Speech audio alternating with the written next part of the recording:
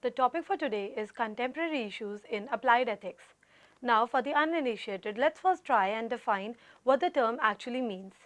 Applied ethics is a branch of philosophy that involves the application of wisdom in the conduct of life. Good or bad, right or wrong, is formally regulated by our society through law enactments. However, morality is something that is beyond law. What is morally permissible might be unlawful and vice versa. Slavery is a great example to explain the point further. Even though it was lawfully permissible in UK and US, it was always morally wrong. Now, what we primarily need to focus on here is the fact that while ethics is theoretical, applied ethics its application in real life and society. It involves moral dilemmas as experienced by the people in real life situations rather than from the point of view of metaethical or normative theories. For any issue to be considered as applied ethical issue, it needs to fulfill two basic preconditions. First, it should generate controversy with two opposing groups for and against the issue. Second, it should be distinctly moral issue. We are presented every day by media with sensitive issues like affirmative action policies, capitalistic versus socialistic business practices, public versus private healthcare systems, or global warming and energy conservation. All these issues are controversial and have a significant impact on the society. However, they all are not moral issues. Some of them are typically social policy matters. Sexual promiscuity is considered as immoral in most of the societies, but laws governing it or punishments for it are not desirable. All I want to tell here is an applied ethical issue is the one which is not merely a social policy but have significant moral implications as well. Now let's begin our discussion on the issue of applied ethics with an extremely touchy and sensitive topic like biomedical ethics. Way back in 1982 in Bloomington, Indiana, a couple gave birth to a baby with several congenital deformities. Along other physical and mental complications, the infant baby, known as the baby doe, had its stomach disconnected from its throat, and he was not able to receive nourishment. Although the stomach deformity was correctable through surgery, the couple was against raising a disabled child and therefore chose to deny surgery and, as a consequence, food and water for the infant. Their decision was supported by the courts, and 6 days later the baby died. Now, a moral question to be asked here is, should corrective surgery have been performed on the baby to enable it to survive? Arguments in favor of surgery delve on the infant's right to live and the principle of parentalism, which wants us to pursue the best interest of others when they are incapable of doing so themselves. Arguments against the surgery derive from the social as well as personal disbenefit which would result from such a surgery. After its survival, the baby would have led a bad quality of life and in case would not have had a long life. Also, from the parents' perspective, the baby's survival would have been a big emotional and financial burden. After examining both the sides of the issue, the parents and the courts concluded that the arguments for surgery were weaker when compared with the arguments against the surgery. To possess moral rights, certain cognitive functions must also be present, and merely having a human body would not suffice. The issue here involves what is often referred to as moral personhood and is central to many applied ethical discussions. Some of the global contemporary issues in applied ethics include: number 1, climate change and destruction of nature around the world. The world is already 1.8 degrees Fahrenheit hotter than it was between 1850 and 1900s, the pre-industrial era, and while there is no question that limiting warming to 2.7 degrees Fahrenheit will be difficult, there is also no question that it will be worth it. The rise in the global temperature is remarkably altering our planet's climate, resulting in more unpredictable and extreme weathers. For instance, many places are experiencing record droughts followed by intense rainfalls, and heat waves are becoming more frequent. Next comes the large-scale conflicts and wars. Economic, social, political inequalities between groups disposed to conflict. Policies to tackle them will reduce the risk. About 80% of the world's poorest countries are suffering or have suffered from wide-scale violent conflicts. Wars in developing countries have heavy economic, social, and human costs and are major cause of underdevelopment and poverty. Poverty is a universal problem. However, it is decreased in developed countries as a result of industrial revolution, but it still remains a universal problem. The World Bank and the United Nations are major advocates in eradicating or reducing the world poverty. The World Bank has an aspiring target of eradicating poverty by 2030. In order to achieve this, different communities would need to collaborate to implement strategies that improve living conditions for the poor in the world. Next, we come to global religious conflicts. According to a report by Pew Research Center, discrimination and violence against religious groups by government and rival faiths have reached new heights in almost all the religions of the world. Social hostility such as pressure to conform to certain norms or attack on the minority faith was strong in one-third of the 198 countries and territories surveyed in 2012, especially in North Africa and Middle East regions. Related sectarian violence and terrorism occurred in 25% of those countries in that year, while states imposed legal limits on preaching, worship, and religious wear in almost 30% of these countries.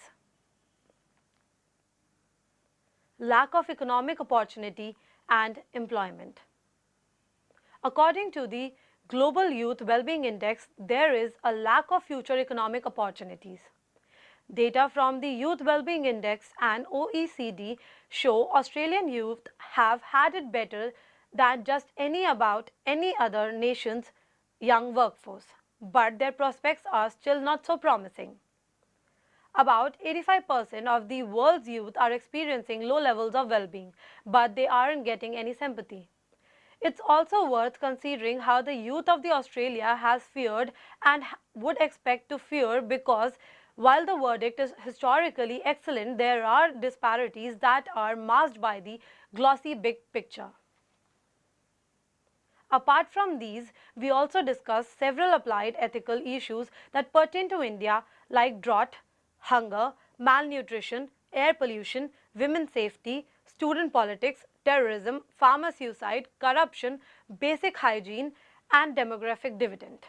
Now, we all know that drought has adversely affected lakhs of people in Marathwada and Vidarbha region in eastern Maharashtra. El Nino weather conditions were held responsible for droughts. In fact, the Bombay High Court even had to order shifting of IPL matches from Maharashtra due to grim issue of water scarcity. Central government took up the challenge and, to resolve it, sent water trains to the parched areas like Latur. The question remains how we address the issue of water scarcity in long terms. Indian weather is dependent on erratic monsoons, and therefore we should not take the liberty to waste the water. In the present scenario, air pollution is another major applied ethical issue in India today. Air is so much polluted that it is estimated around 5 lakh people die annually due to air pollution. As per WHO study, 6 Indian cities made it to the top 10 of the most polluted cities around the world. Air pollution occupied a center stage in Delhi, where odd-even scheme was launched with much fanfare to counter the air. It created some problems for the common man as lack of public transport was available. On the top of all this, the Supreme Court banned the diesel cabs, only to agree later that it will allow a gradual phase out if there was a substantial plan. Various solutions are being suggested. People are discussing other options like imposing green tax on the diesel vehicles throughout the India, promoting carpooling, etc. The question remains how we address the issue of water scarcity in long terms.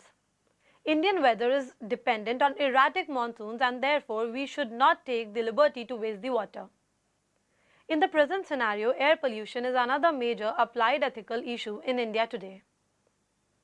Air is so much polluted that it is estimated around 5 lakh people die annually due to air pollution. As per WHO study, 6 Indian cities made it to the top 10 of the most polluted cities around the world. Air pollution occupied a center stage in Delhi, where odd-even scheme was launched with much fanfare to counter the air. It created some problems for the common men as lack of public transport was available. On the top of all this, the Supreme Court banned the diesel cabs only to agree later that it will allow a gradual phase out if there was a substantial plan. Various solutions are being suggested. People are discussing other options like imposing green tax on the diesel vehicles throughout the India, promoting carpooling, etc. Amid to the most recent #MeToo controversy that has taken the country and the world by storm, the applied ethical issue of women's safety has taken a center point. Even after Nirbhaya episode in 2012, which led to huge hue and cry and various legal reforms, women are still facing considerable vulnerability in Indian society. In Assam, a 20-year-old girl was raped and set ablaze. In Kerala, a 28-year-old law student was brutally raped and murdered. In Haryana, during the Jat protest for reservation, women were dragged out of their vehicles and raped. Around 92 rapes takes place on everyday basis, with maximum number of rapes in Delhi. Despite various legal reforms and increased sensitivity of police towards women's safety, this challenge is yet to be tackled. The issue of women's safety and the issue of women empowerment in India are closely related. However, with increase in the number of rapes in India, the debate on death penalty for India's rape crisis has kick-started. The burning question remains, is death penalty an apt punishment for rape? Think about it. Next, we have the issue of terrorism, which has affected not only India but the whole world. Throughout the last 2 decades, terrorism exported by Pakistan has been a major issue for India and continues to be so. India has been probably the most bad sufferer of terrorism in the entire world. We also remember 2016 incident when the terrorist group Jaish-e-Mohammed attacked the Pathankot Air Force Station. The attack resulted in the death of 7 security personnel and 1 civilian. Apart from targeting Indian establishments in India, the terrorist groups are now attacking Indian missions in Afghanistan as well. A much relevant issue, especially prior to the upcoming elections, is the issue of farmer suicide.